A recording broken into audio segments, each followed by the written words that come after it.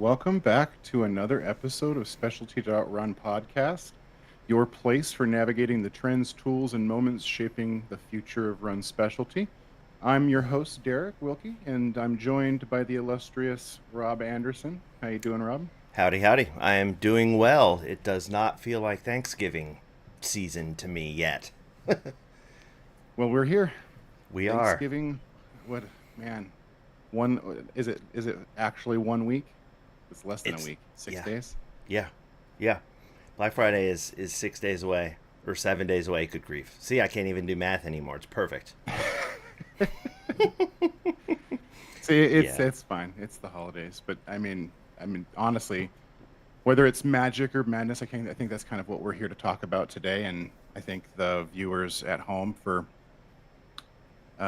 those of you that have been watching us regularly, you kind of know that we jump on here twice a month. And today we're kind of going to go through um, kind of what we mean by magic or madness, because nothing really brings out like um, I think, where do I want to go with that? Nothing really brings out like opportunity, kind of like this weekend, right? So today we kind of wanted to call that out.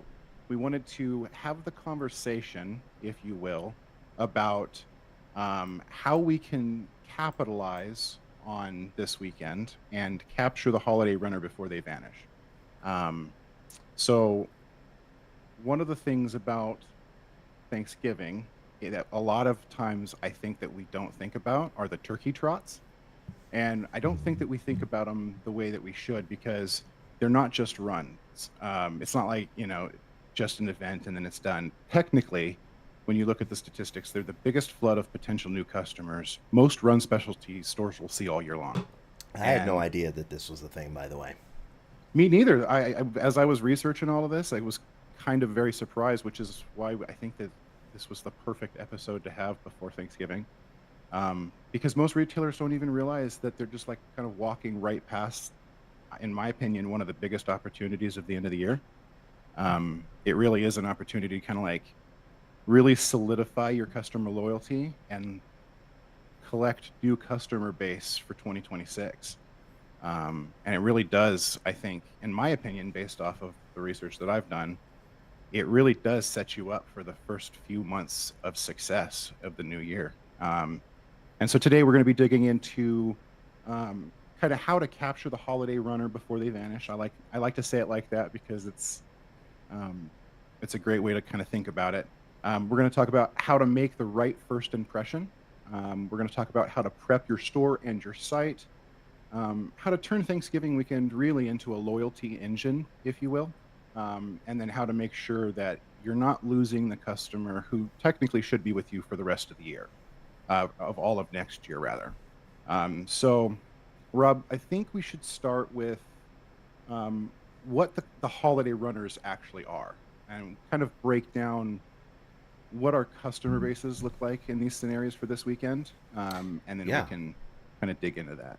Yeah, for sure. And I think it's probably, hopefully, goes without saying.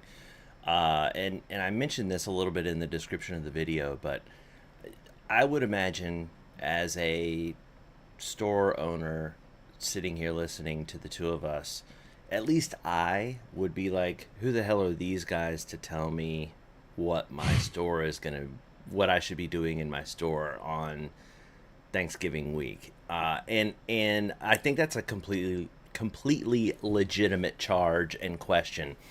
And the way to think about this is we between the two of us, we've worked with most of the retailers in the space for the better part of 5 to 10 years now, and one of the things that we spend a lot of time on is feedback and feedback loops and consistent improvement across a consistent customer base. So we see over the years what works and doesn't work across run specialty stores throughout the nation. And we're always trying to pay attention to the trends and the concepts that stick and that don't stick, because ultimately, if you are successful on the technology side of things, then you're going to want to choose to continue to be our customer, and we'll be successful too. Obviously, we have a love for the industry. Everybody knows that. But selfishly, that is the part of it that is the incentive for us.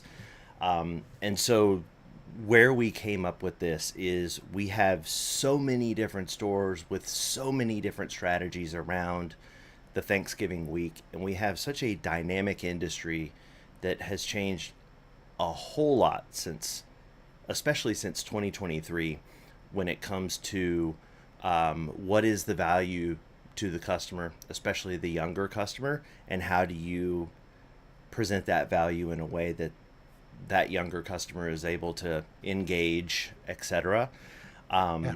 And what we're telling you today is essentially the feedback that we've received from stores that have had the most impact during Thanksgiving. And a lot of the research that we've done around the edges is really color commentary that informs that feedback, rather than just two random dudes coming up with a bunch of ideas. Certainly, we're going to inject our ideas in here too, because we can't help but do that. But this really is based on the experiences that we've had with all of you over the years, this time of year. So enough of my diatribe on why you should listen to us. But I just know, as a business owner, that would be the first thing I would say is, okay, well, who the hell are these two jackasses, and why should I listen to them? That's fair.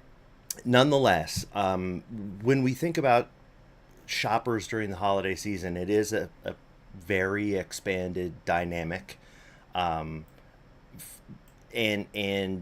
especially around Thanksgiving, the Turkey Trot, etc. Really, you can kind of divide it into 5 different archetypes, groups of people. You've got the new runner, which is, they decided 2 or 3 weeks ago that they wanted to start fresh. They're excited, they're nervous, and they're very afraid of asking dumb questions. And I think this goes for everybody, generally speaking, but certainly the new runner, especially the enthusiastic new runner. If a staff member takes just a few minutes to guide them with purposeful openness and kindness, as opposed to jargon, obviously you have a customer for years. And I'm not going to take the cap off of the story about Charlotte Running Company and Armani with my son just yet, because I know I do that on every episode. But that is a great example. The second is the comeback runner. So this is the classic Rob Anderson story. I mean, this is the classic I used to run story. They're ready to reclaim something about themselves. They when they come in, obviously you want to treat them with familiarity and that you're happy to see them again. And when we say come in, when we're talking about interacting, we're talking about interacting both in a digital sense and in a physical sense. So showing up to your e-commerce site, and how when you think about somebody visiting your e-commerce store, we want you to think of it as somebody standing in front of you and you're having a conversation with them. You're going to get the best results that way. So you think of them as these archetypes are the same visitors to your e-commerce store. It's the same as visitors to a social media channel or something along those lines. And the third is the walker. Now, I didn't know this, but this is the fastest growing category in Run Specialty. They show up huge at holiday events, and they are loyal, they're consistent, they have a great deal of disposable income, and they spend money particularly when they feel seen and understood. Yes. There is quite a bit of information out there from a statistical perspective about the growing walker community. I really did not take it seriously until we started digging into the science behind some of the behavior that we've seen from stores and what they've reported. And we saw some of the details on this stuff, and we'll leave links in the description if you guys are interested in reading some more of the details. But the walker is certainly not to be ignored. the between the walker, the comeback runner, and the new runner, uh, there is a shared intimidation factor that is difficult to get past, and it's very easy to overlook. We have this from a software perspective. You know, when we start talking about technical jargon, to us, we're trying to be clear about something that we know not everybody understands. To somebody who's not technical, it feels like maybe we're gatekeeping, or, you know, you feel dumb or whatever it is. It's the same exact thing with somebody who is either new or a returning person in the space. Maybe as a walker, they feel judged because, you know, they can't run a 5 minute, 8 second mile or whatever it is. Um, Being mindful of that with these archetypes is just so unbelievably important. That welcoming feeling to folks that feel intimidated by the concept of the running store to begin with, without ever having an impression of you at all, huge. The fourth archetype is the gifter. So this is the cousin or the spouse who is wandering the online or physical store like they just landed in a foreign land. They want clarity, not options. This is a huge, huge piece of it. Gift bundles, branded goodies, recovery tools, gift cards. Ultimately, the task with these folks is to keep it as simple as possible. If you can help them find a shortcut to the wow factor of the appearance of a carefully curated hobbyist gift, they will be forever indebted and be your customer for life. The and this is funny because we came up with names for these to make sure that I didn't run off course too far on my ramblings. That was me. But yeah, yeah. But this one's funny, and classically, like, there's so many things that make me feel like an old man and a dad, but this is a good one. The TikTok trend chaser. This And is it goes the for all socials, but that's, TikTok's a verb now. So exactly. So this is, yeah, and you guys know who we're talking about. This is somebody, they saw an influencer who ran a PR and an Alpha Fly, and now they're convinced that they need super shoes. They are fun, they're enthusiastic, and the job of everybody at the store, whether it's physical or virtual, is to thread the needle and educate them without making them feel shamed or silly, and misinterpreting that enthusiasm or misdirecting that enthusiasm. Um, all of them show up on this same weekend, and between the massive shopping component of Black Friday, Small Business Saturday, whatever Sunday is supposed to be, and Cyber Monday, combined with the Turkey Trot aspect of things and the community component and participation, you see all five of these archetypes, and there are so many opportunities to engage with them and introduce these archetypes to the story path of your brand. And that's really what we want to talk about today. As this podcast unfolds, I'm sure it will blow your mind to learn that we try to, because I tend to ramble a lot, we try to stick to a reasonable bullet pointed drift of conversation, but we also are trying to have a legitimate open conversation and not do anything scripted or anything like that. And what we've run into as we've been having our discussions and getting feedback from you guys about what is good and what sucks, is this emergent concept that is storytelling. The future is taking this shape of the best storytellers, i.e., those who telegraph stories of the brand and community, how you connect with people's individual stories, and what kind of value exists in that connection, are the ones who win the business and the loyalty. Not only on account of reciprocity and positive association, but because you become a part of their story. And becoming a part of your customer's story and injecting that value in is really, that's the secret sauce these days, both online and in store. And the online aspect of it is not only required, it's a key component to that constant and consistent engagement. I am going to mention the Armani thing, and then I'll shut up about it. But I do have to say, I've said this multiple times. My kid runs cross country, and the very first time when he was in junior high, he started running track. Didn't have any idea what to do.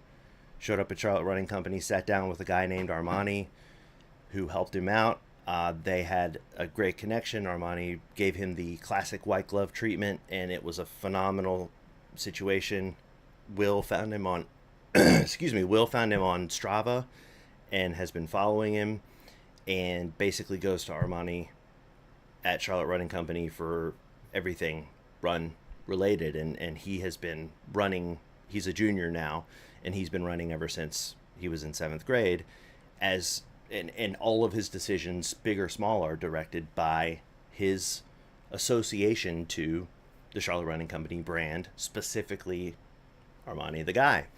Last weekend was the Charlotte Marathon, and the cross country team does volunteering for the Charlotte Marathon every year. My wife and my son went and volunteered. Her jacket got stolen, so if anybody picked up her jacket, please return it. That would be nice. But nonetheless, as they're volunteering, one of the things that Will texted me was, "Oh man, Armani just ran by carrying the 3-hour pace setter time card." And I thought to myself, I'm like, man, if you could bottle that up and sell it, wow! Like, you talk about brand love and loyalty. That is impressive, and that's what we're really trying to create here, Yep. and trying to help you create with the connective tissue that is the digital side of things. Derek, I'll shut up. Let's talk about Turkey Trots. Turkey Trots. Yes. So I'm going to mention it probably multiple times in this episode, but I was very, very shocked as I started kind of doing my research on this episode. Um, excuse me, give me 1 second. Sure. I apologize. It's much colder today in Idaho than it has been, and I've got a little frog in my throat. That's okay. But the Turkey Trots is one of the things where I think I've underestimated it as much as anybody else, and it's kind of just a passing thing for me. And as we kind of started diving into this episode and discussing kind of what we wanted to talk about, I started looking into the trots more. I don't want to call it that, the Turkey Trots. And I was incredibly surprised that how underrated they were, I guess, from a opportunity perspective. So I thought we would talk a little bit about kind of what makes them an opportunity. Technically, when I started going through it, it became very like clear that it's like these Turkey Trots are all over the country, and they're like some of the biggest unpaid marketing events that some run specialty like retailers will get all year long, but like they're not utilized as in my opinion as like as prevalently as necessary to like really capitalize on that opportunity. I mean, if you think about it, they bring out entire communities, right? They bring Oh out yeah. families. They, I have in my notes, and I liked how this sounded: families, strollers, first timers, comeback runners, walkers, teens, grandparents, and everybody. And So think it's, about I it. mean, There's an entire like stand up joke set about the kind of people that do turkey trots on Thanksgiving. You know what I mean? Like it yep, there's an entire cultural commentary on turkey trots. 100%. And I think when you break it down, it because I mean we talked about this before the podcast. These are emotional moments, and this For is the sure. time where it's already an emotional time, right? Like this is why I think it comes back to the storytelling, why that's so important, because it really does allow your customers to connect. Um, and so when people decide to do these races, they're saying, you know, okay, I'm gonna take this serious, and then the emotions are, forefront, and it becomes important. And emotions make memories, I guess is my point. So, um, kind of to like talk about like how big this was, and which was very surprising to me. Uh, the I think the biggest surprise was how many of the major cities actually have um, races, and I mean Dallas has them, Detroit, Buffalo, Chicago. I mean I could go off on a Oh whole yeah. list of them. I mean one of my favorites that I hear about is actually from one of our retailers. A Runner's Mind has the Gobble Wobble every year, That's awesome. and that was kind of a just it. And from what I understand, it's one of the biggest events of the weekend. So it's like of Thanksgiving weekend every year, and it's just a good example of what the local retailer could do for the local community with these turkey trots. Um, because for me, like as I was going through it, it just essentially you can look at it like gateways, right? And when I opened the podcast, I kind of mentioned that um, they're the biggest opportunity of quarter 4, and by capitalizing on these turkey trots, I think it's one way that retailers could potentially do that concept where they're bringing in that customer base at the end of the year so that they're really solidifying that loyalty into the first quarter of the next year. um, and I mean ultimately they're making a relationship potentially for life, right? You want that customer to keep coming back. You want it's what we're here for, is to help the customer. But yeah, when I was going through it, I was just really shocked at how big the concept of the turkey trot actually is. Absolutely huge. We've got one in Charlotte too. And it is, I mean, it is such a great opportunity to inject yourself into the the story of the participant. Yeah, Inject yourself, your brand, your running store brand, obviously not yourself personally. Rob. um yeah, you know, I'll stop. I love it. So the question is, how how do we do this? You know, what Yes. between now and Thanksgiving, what are we supposed to do? What are these two guys blathering about? How does okay, makes sense? What do we do? Um, and and I, in preparation, the to me the number one most straightforward, direct, obvious, kind of low hanging fruit thing is homepage. When it comes to your ecom site slash website, depending on how you have things set up, it's fine. Don't need to split hairs here. Um, it needs to be obvious, clear, and direct. A confused shopper is a bounced shopper. Yes.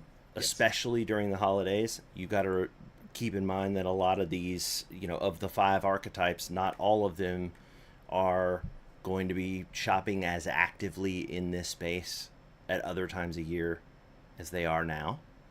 Right. And so when they land on your site, thinking of it as a conversation when they walk into your store or when they walk up to you at the expo at the Turkey Trot, and the directions that you would want to take that conversation to best represent you as a brand slash community is a great way to think about it. Um, and what I mean by that is, the tighter you can curate things, the better. Um,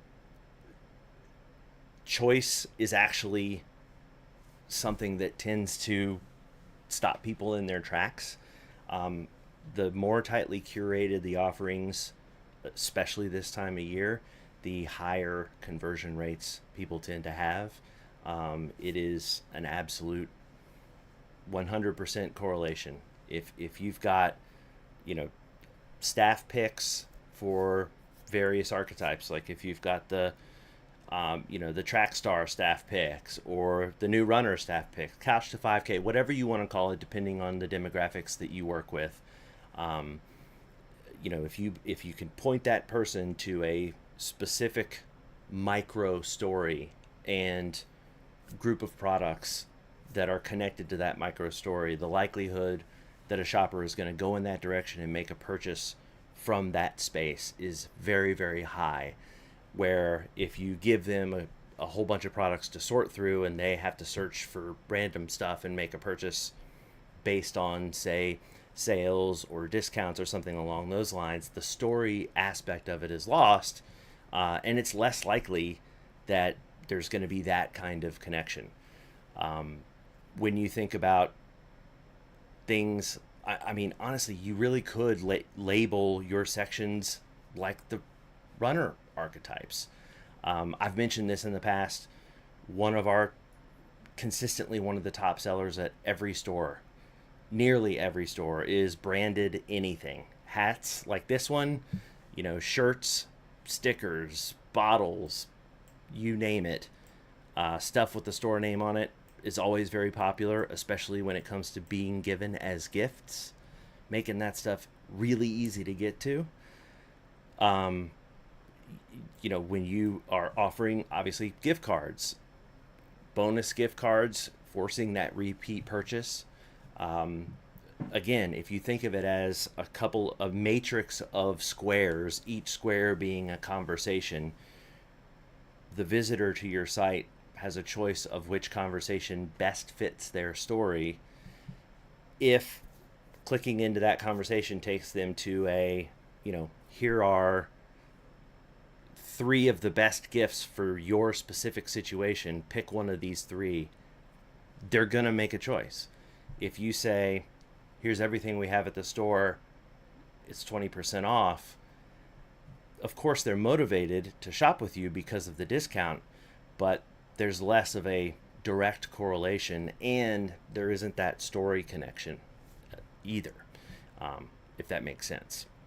And so getting that homepage dialed in and simplifying the story in an extremely clear fashion, job 1.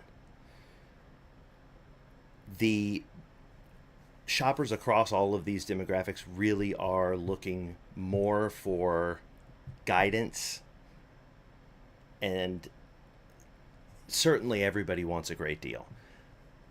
But when it comes to what is the value that a local running store brings to a shopper in the holiday season versus, one of the big box stores, they're really looking for guidance and storytelling and curation, your expertise, the recovery gear that you specifically suggested they use because you live in the area, a small collection of products. Again, getting that wow factor from an expert on the specific type of runner that grandma is buying for, that they would never be able to get if they went to a big box store and just started shopping at random using discounts. Having that clear path. Speaking of discounts, etc., obviously offering discounts is a huge part of creating incentives for people, inviting folks into your loyalty program and into the path of engagement in the future so that they can sort of dive into the river of your story is also a huge part. Obviously getting an email address or whatever it is that you use to bring people into your loyalty program, and then reminding them of all the different paths that they can take with their story and yours as time goes on. Sometimes that is, and I know Derek's going to touch on this a little bit more as we bounce along, but sometimes that is, a follow-on deal. Sometimes that is a specifically targeted event down the road with, gift cards and bonus gift cards. That is January shopping based on those bonuses, and rolling discounts and offerings. The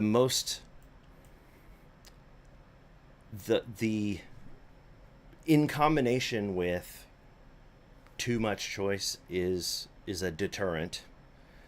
The other piece that we see typically misunderstood is complexity of deals, discounts, and promotions can also be a deterrent. Again, you're looking at, and everyone is different, right? So it's not going to be an algorithm that is 100% mathematically perfect. You have to make the judgment for yourself. We are speaking in, broad sweeping generalizations based on the experience of the stores that we work with and have spoken to. But when feedback is gathered from shoppers, if I'm shopping for a refrigerator or a computer, I'm shopping based on price and deals, and I'm looking for the bargain basement price. If I'm shopping at a run specialty retailer, the likelihood is that I'm shopping for something special, either for someone special or, you know, something that I don't have enough information to purchase on my own. I need some assistance in finding the right thing. I'm not quite as directly product associated as I might be on the electronic side of things. Um, and so being led specifically and clearly to the purchase is so much more important than being given uh, a puzzle of discounts to sort through, if that makes sense. Um, we see a lot of really complicated discounts and promotions in and around Thanksgiving, and a lot of times that translates from, you know, long ago and in-person deals that, have worked in the past, so why change them? But ultimately they end up being a whole lot of lift after the holidays because they're difficult to audit in arrears, on the back end in the store to figure out exactly what applied to what, when, and where.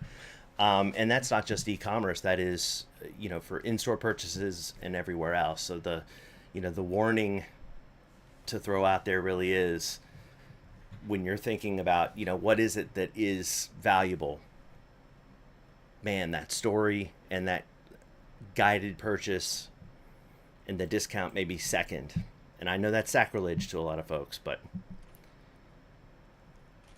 the evidence and the feedback really tells us that guided purchase is what people are looking for. I mean, Derek, what 100%.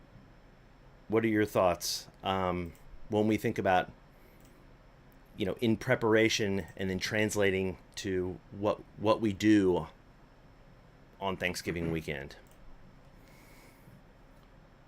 Um, well, I honestly, I think I want to skip ahead to answer that because you called out some really good points from like specifically on the discount portion. I kind of wanted to like elaborate a little bit more on that one and what those types of things could look like if we're not focusing on specifically a discount. Um, because I and I don't know if you knew this, but I was kind of surprised that the popular ones are, and I'm classifying these into what I'm calling the categories. Every retailer is different. They might call it something different, but like apparel Yeah. bundles, sock bundles, recovery kits. Um, we talk about, I think, gift cards and bonus cards and stuff like that, or the discount codes. But I think that one of the things that is kind of sets some retailers apart is how they set up that portion of it, whether it's, I mean, in store or digital. Um, but I think that's kind of where um, if the question is what do you do for Thanksgiving, that's the part of the preparation. So like forward thinking and being aware of, um, man, I'm going to skip all over the place, Rob, because I'm all the way over here in segment 4 now. Did I But it's throw a you good call off out with because my it's like, rambling? no, you're good. You're good. It's just, I think that what you were talking about just kind of made me think about how well what you said earlier kind of brings into setting it up right. Because if you tell the story, I'll go back to the homepage. If you tell the story when your customers either walk in your door and you come back online, it doesn't matter whether we're talking digital or in person. If if if the story has been told well enough, the second portion to that, I think, is not, what you said, not confusing your customers, um, and it really does give them an opportunity to kind of remove choice. I hate to say that, I I really know do, because it's so counterintuitive, but it's very counterintuitive. Yeah. it's just, unfortunately, I think about it like this: if I'm stressed out for the holidays, do I want more things to think about? And I don't. I love walking into. I'm gonna age myself, Rob, but I'm gonna tell an anecdotal story. When I was a kid, we don't have Kmart's here in Idaho anymore. And when I was a kid, that was like the funnest part, to going out and like buying your parents presents or your aunts and uncles presents, because you could go into Kmart and they had a gift bundle for darn near anything. Yep. And as you got older, I don't know, what you had, but my mom's favorite thing was a gift thing for us, me and my twin brother. We would get two different fragranced Axe body spray kits or whatever every Christmas. And but like they were just fun, like you didn't have to think about it. You knew that someone was going to use all of the stuff in it anyway. But as I started kind of like unpacking what retailers are doing, it, I I never thought about like apparel bundles, like a top, bottom, and a gift card, or like a No, me sock either. bundle, buy three get a fourth free type stuff. But those things are that's kind of where I would start, is as you're telling your story, as you're starting to structure your in-store experience and your online experience for the holiday.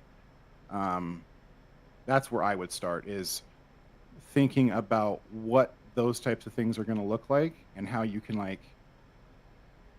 really build the value behind the experience, um, versus focusing on the discount. I'm sorry, I'm rambling too. No, There's a you're making perfect sense. I think there's two examples that paint a really great picture of what we're trying to lay down. When you think about, like, I think about eating at a restaurant from a country that I've never been to, whose cuisine I've never tasted. yeah, When I walk in the front door, sit down, I want to get the authentic deal. Like, the I want the server to basically kind of lay down the standard. What would I expect if I were, sitting in the capital city at an authentic place? I'm pretty easy to please, so I'm not super picky about the actual food itself. I just want to know what I'm getting is legit. Um, and that process of curation and the introduction to that part of the story is essentially the same experience with the retailer, and it's yeah, easiest to see with two of the archetypes. So let's think about the gifter, right? So let's think about, like, I envision my mom. So my mom wants to give my son a great gift for Christmas. He's a runner. She knows he's a runner. She's with it, but she's not so with it that she can go and make a highly informed run specific decision. But she wants to give him more than just a gift card to the running store. Um, but she's also crunched for time. What are her options? Well, if she could go to the website and see, you know, these are Armani's picks for the high school athlete for Christmas, she would just press buy and that would be it. Bada bing, bada boom. Whatever is in that package, done. If she walks into the store and there are gift bundles that are similar in concept, same deal, because then it becomes this. It's just like at the restaurant. She doesn't know what she's really looking for, and you know she doesn't feel super comfortable going in and saying, "Hey, listen, I don't know what's going on, and I'm looking for these gifts." So she's gonna, when she's speaking with the associate in the store, she's probably going to kick around the edges of that idea, but not get directly to the point. So the mhm, associate is going to be likely misinformed, and they're probably going to be down a rabbit hole that is, you know, shoe specific, product specific, something along those lines, instead of her saying, "I'm just trying to get something meaningful for my grandson." The walker is another really great archetype. And I'm gonna make some sweeping generalizations, and I'm gonna jump the shark a little bit for the purposes of illustration. So I've mentioned this person a few times in the past because I attended her talk a few years ago, and I was so blown away by its content. I thought it was so amazing. Person by the name of Mackenzie Rink. You can find her on TikTok, the Realistic Runner. She is involved in run specialty retail, the industry, and is an avid runner and self-proclaimed realistic. She's not a 5 minute mile kind of a runner. She is a Joe and Jane, every man, woman kind of a runner, 10, 12 minute miles. Did her first marathon, and I think her average pacing was something like 12 minutes, something like that, 12, 15 minutes. Um, and, and part of what she presented to us when she was telling her story was as a member of Gen Z, 60% of her engagement with the community happens on her phone. And if you're not on the phone to meet her, then you're not part of that conversation. And the other part was when she tried to connect with the running community in the specific area that she was in, it felt like she was very out of place. She went to, the weekly run club and was left in the dust and by herself, and everybody was talking about mile times, and it was just her. And she felt, you know, intimidated, ostracized, and left out. Now, I'm sure that the store that or the brand that was putting on that run is or would be super embarrassed to hear that, and it wasn't on purpose. I know our industry well enough to know that nobody would ever do that on purpose. It was certainly by accident. But at the end of the day, recognizing, hey, there's a whole group of people out here that are intimidated by what we do every day. If I had a, for all the walkers that are coming in, for all the couch to 5K, for all the folks that aren't trying to, go straight line down the middle of what it means to be a fast runner with times, etc. Here's a community for you. And we talk about, there's a scenic community. Here's some walks that this community does 3 times a week. Join us and get engaged with that arm of the community. Or if it's the, more like the realistic runner, or let's call it couch to 5K, something along those lines, it is, hey, look, if pace isn't a concern and you're looking to connect with other runners, and you're not trying to break the sound barrier or whatever it is, this group is for you. And removing that intimidation aspect, connecting directly with that persona, that shopper is going to follow that storyline. And of course, if and when there are products associated with that storyline, the likelihood that you're going to make a purchase along that path grows substantially, because there is a connection there, and there's trust that's built through that story. You know, just like the restaurant. You want to have dinner in another country, you want to have the feel and the authenticity, and you need a guide for that. Here's the opportunity to be that guide. 100%. Well said. Hey, thanks, man. Thanks, man. I know we get so passionate about it, but it's kind of hard to explain without sounding preachy, especially when it comes to how to position it online. Yeah. Well, talking about it I think it's a great, it goes back to when, like what I said earlier, emotion, right? We get emotional talking about it. We're passionate about it. I've said it before, but I'm a 330-pound gentleman. So, and being a bigger guy, it took a lot for me to find my place in run specialty. Running it at my size is not easy. I was, in a former life, more of a power lifter than anything else. So running didn't come easy to me, but I fell in love with the industry immediately. And it comes from that emotion. Like it's just, for me, for my own personal experience, was welcomed immediately. Yeah. Had no idea I had ankle issues. You know what I mean? I had no idea I had, foot problems or any of that kind of stuff. And just, I was another guy who just figured out, my feet hurt. It's just what it is. I haven't had sore feet and I can't tell you how long, and it's been amazing. But it draws on that emotion, right? It's just, um, I can run with no knee pain or any, and that's not something that I ever thought I would be able to do. I can lift heavy, but I never thought that I would be able to run.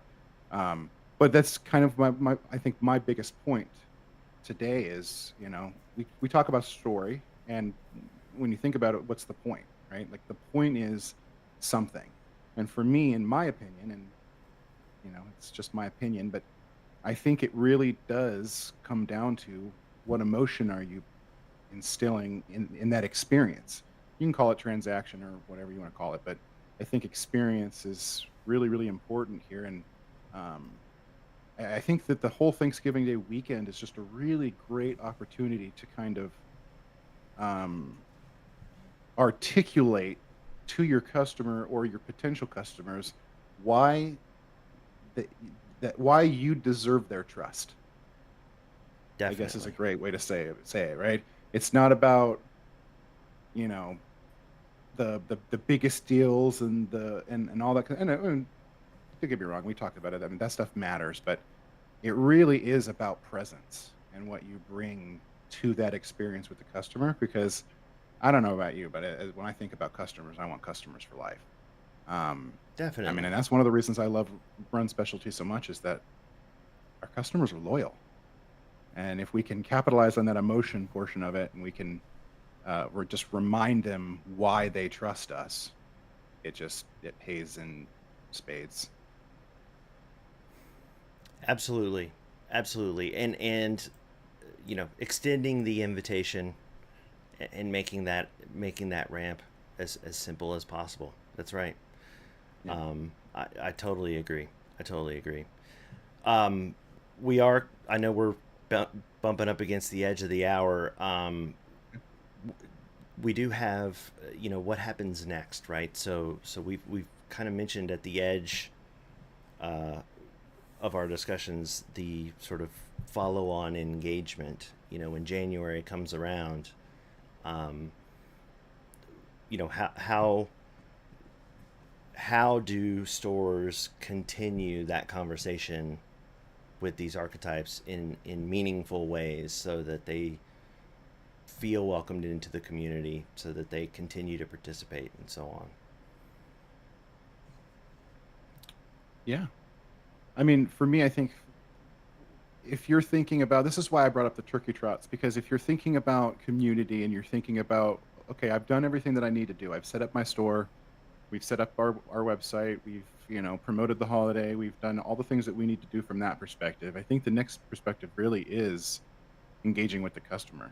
At least that's what I think the next step is. And like imagine this, okay? So like I'll just use the turkey trots as an example. So you've done everything from a business perspective you need to do. Now it's about the experience, about after we've extended the invitation. Um, I'll just imagine the scenario where we've all done the race, everyone's so excited, and we're congratulating each other. Um, they walk into the store, and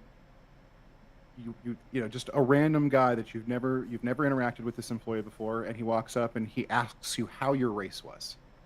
And then when you tell him how your race was and how you did, he encourages you and he congratulates you for that. And he joins you, in that personal experience. Now he becomes part of your memory, and that experience is just like solidified in the moment, if you will. Um, to me, that is like that's the goal, right? So the next step to me is like, what are you doing to get to the next goal? And I think the engagement of that, I like calling that out. Congratulating, encouraging, and guiding gently is how I would put it. Yeah. Um, and it really is. The next step is more about the interaction and how you show up for that customer. Because if they're in your door and you brought them in, or they're on your site and you brought them in, something went right in the first portion of the steps, right? Like they're there. Yeah. Now you want to make sure that you're just following through and bringing home, the wow factor. I like how you said that earlier. Totally. And when when they walk out the door, and as the weeks tick on, um, Mhm. you know, remembering who it is and how they came to you, and where they were in that moment, so that when you follow up with them, however you do it, I think about, like, selfishly, I think about the app. If if you have an app, it's a perfect situation. Events can be labeled by interest, and push notification goes out to folks that who are labeled by the path that they entered in. This likely a walker, and it's like, hey, we've got it for anybody who's interested in walking. The you know we've got a wine tasting that is the 10 most scenic walks within a 10-minute drive from the store. I don't know. I'm making up random stuff. That's 3 weeks No, I from get it. now, whatever it is. Those kinds of things where you're sort of lily pad hopping to, how can we continue to tell this story together, and also engage with the customer in a way where we're giving them something valuable, and in Yep, return they're giving us their business. exactly. Like, hey, you had fun. Come join us on our next club run, and like invite them to participate in your community outside of the initial interaction. For sure. So, as you know, we could go on like this forever, All right. but we do need to wrap it up. Hopefully, this was useful for you guys. We are always looking for feedback. We have been keeping things pretty loosey goosey as far as conversation is concerned. One piece of feedback that we've received is that there's a desire for some more direct tactical interaction with online tools and that kind of thing. And so we're looking at doing some of that in the future. How to do stuff with your Google Business Profile, that sort of thing, step by step Mhm. walkthrough, etc. But we are curious about these sort of strategy talks and whether they're useful to you or not. And yeah, thank you for spending your time with us. Break a leg next week, and That's we theater, are Rob, not run specialty. close enough, right? Right. Break a register next week, All right. and Well, as always, we're grateful for you. we are grateful for you. Cheers, everyone.